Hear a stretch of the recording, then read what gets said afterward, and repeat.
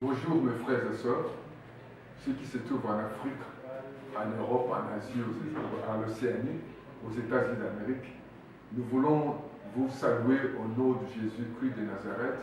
Nous voulons dire merci à notre Dieu, lui qui nous a donné cette opportunité de venir dans vos maisons, dans vos chambres, dans vos salons, dans votre cuisine, dans votre balcon, pourquoi pas dans votre piscine, ou dans le métro, ou dans l'avion, ou pourquoi pas dans le bus, pour vous présenter la parole du Seigneur.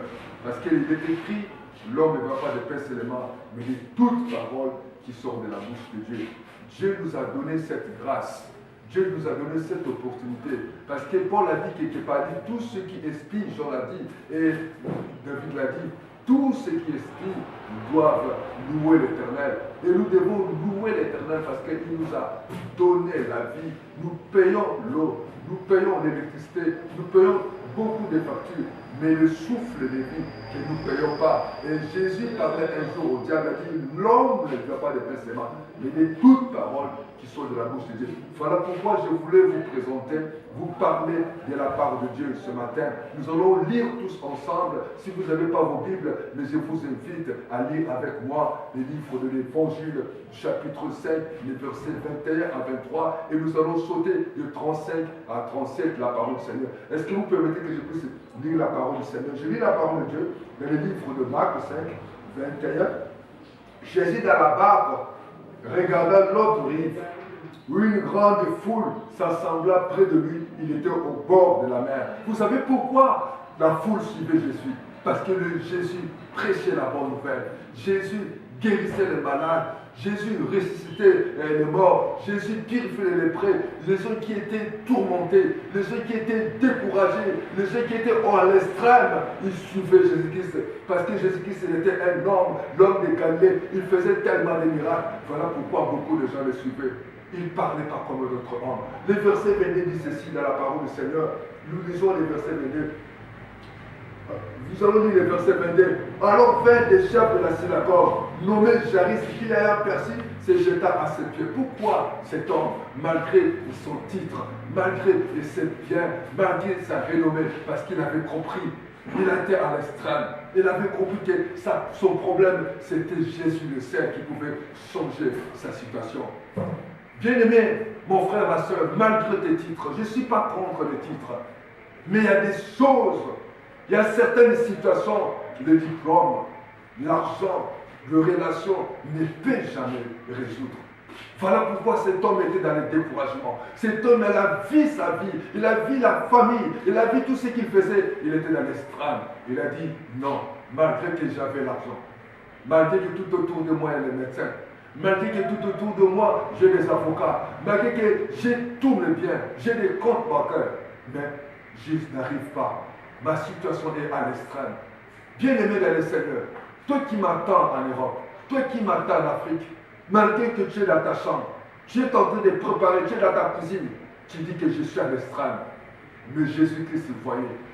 Jésus-Christ attendait. Jésus-Christ marchait pour guérir les malades. Il était là pour délivrer ceux qui étaient sous l'empire du diable. Il était là pour libérer ceux qui étaient oppressés et pour porter la bonne nouvelle. Je viens t'apporter la bonne nouvelle ce matin. Je ne sais pas là où tu te trouves. La Bible dit dans les versets 23, si tu peux lire avec moi. Cet homme, alors vint le chef de synagogue, nommé Jairus, qui l'ayant perçu, se jeta à ses pieds, et lui adressait cette instance prière. Ma petite fille est à l'extrémité. Viens imposer-lui les mains afin qu'elle soit sauvée, qu'elle vive.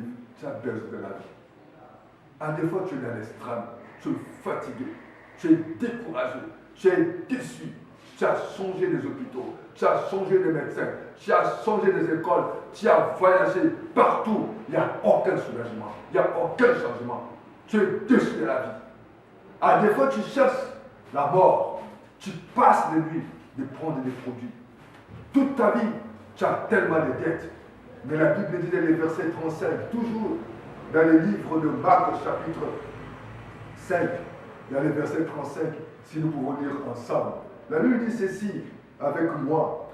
Comme il parlait encore, survient ce chef, chez le chef de la synagogue, les gens lui disent, ta fille est morte. Pourquoi importunes-tu davantage d'être?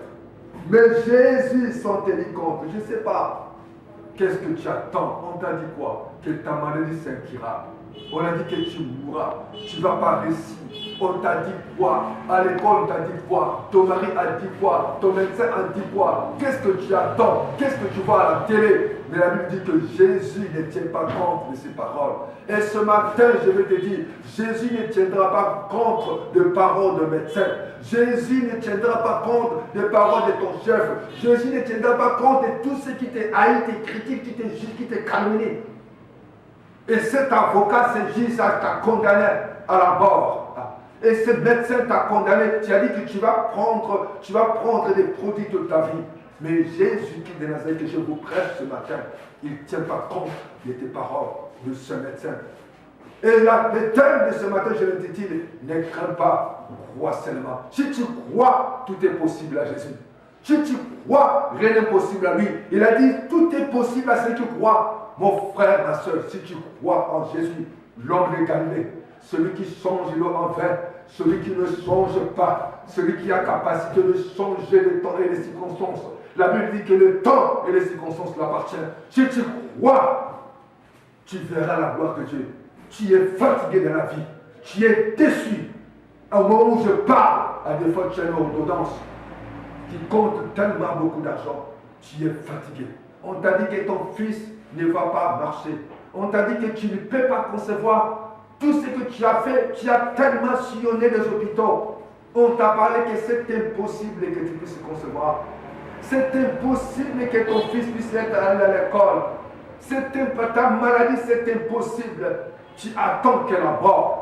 Mais je vais te dire ce matin, je vais te dire ce soir que Dieu ne tient pas compte de toutes paroles que le médecin, que les hommes, que les magistrats, que les avocats, aucun homme, même ton parent t'a dit.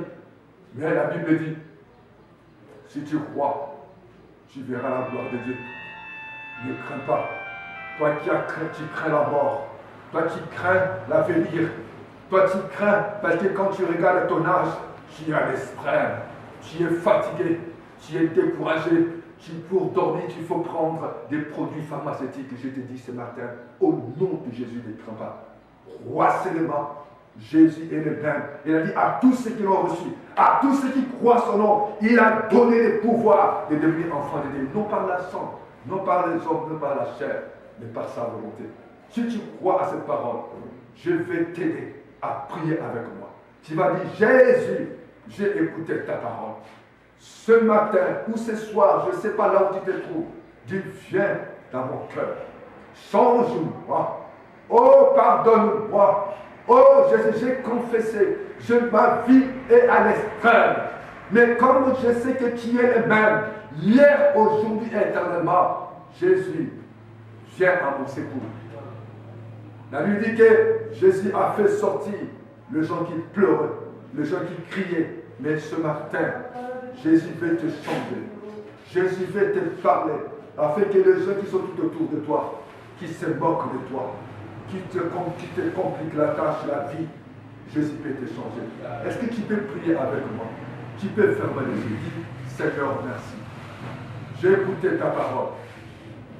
Je demande pardon. Pardonne mes péchés.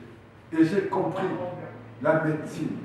Les hommes ne peuvent rien changer ma vie. Même mon mari, même ma femme, même mes parents. Mais aujourd'hui, j'ai écouté. J'étais à l'extrême de ma vie. Mais j'ai compris que tu ne changeras pas. Et entre dans ma vie. Fais-moi ta fille, ton fils.